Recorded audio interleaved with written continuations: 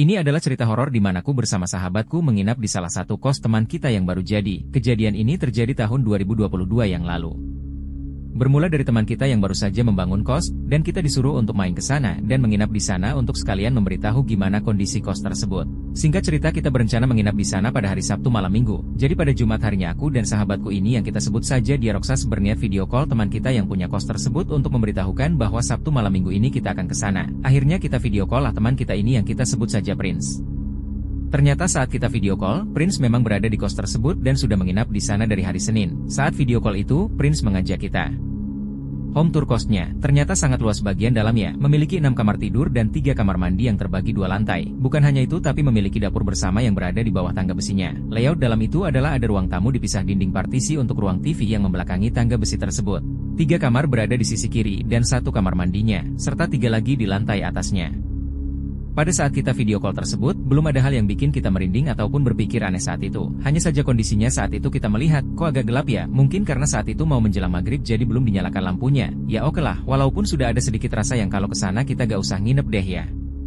Setelah kita tahu dari video call itu, aku dan Roksas memutuskan untuk Sabtu akan kesana dan memilih buat tidak jadi menginap. Batas waktu kita jam 11 malam pulang.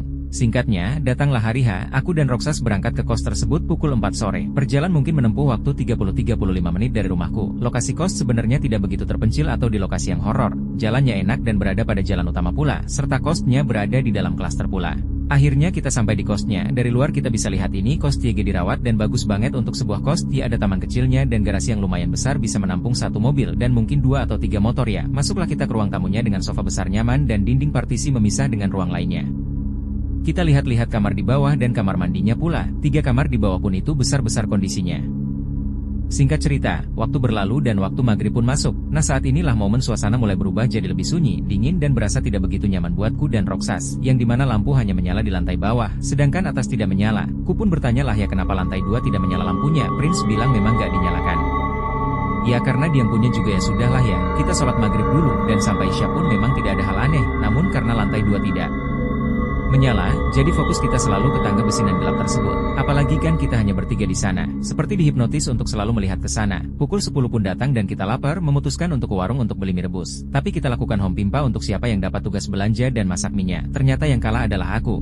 Jadi aku yang belanja dan Roksas yang masak. Tapi saat mau belanja keluar, Prince memutuskan untuk ikut ke warung. Roksas berpikir yang ada dia sendirian di kos kalau semuanya belanja. Akhirnya pergilah kita bertiga keluar. Singkatnya, masaklah Roksas di dapur yang berada di bawah tangga yang gelap atasnya dan di belakangnya ada 3 kamar. Namun kamar yang di tengah pintunya memuai jadi tidak bisa tertutup. Aku dan Prince berada di ruang tamu. Saat memasak sendiri, Roksas mendengar suara dari kamar yang pintunya memuai tersebut.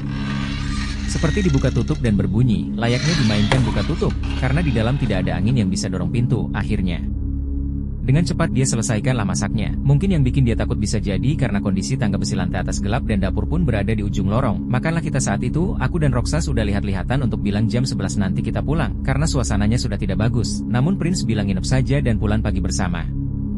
Saking dipaksa terus dan kita pun tidak enak, maka ngineplah kita malam itu. Waktu berlalu sampai akhir pukul 2 dini hari pun hadir, karena kita sudah mulai bosen karena sudah banyak bercanda dan gitaran, nyanyi pula, habislah bahan obrolan, karena aku pun dan Roksas tidak begitu nyaman dengan kondisi yang sunyi banget dan mencekam ini. Akhirnya kita memutuskan, main Ome TV lah ya biar ngobrol sama yang lain. Nah inilah momen yang mengiakan firasat kita, dari berbagai banyak orang yang ngobrol sama kita, ada satu mbak-mbak ini yang notice hal yang kita tidak sangka. Mbak-mbak itu melihat ada satu orang tambahan di antara kita dan itu perempuan, karena posisinya adalah HP-nya kita taruh depan dan nempel sofa. Roksas dan Prince berada di sisi kanan dan kirinya HP, serta aku berada sejajar dengan HP-nya. Jadi di layar itu yang terlihat hanya aku yang menempel dengan tembok. Nah mbak-mbak ini bilang, kok kakak yang satunya lagi kok diem aja gak diajak ngobrol?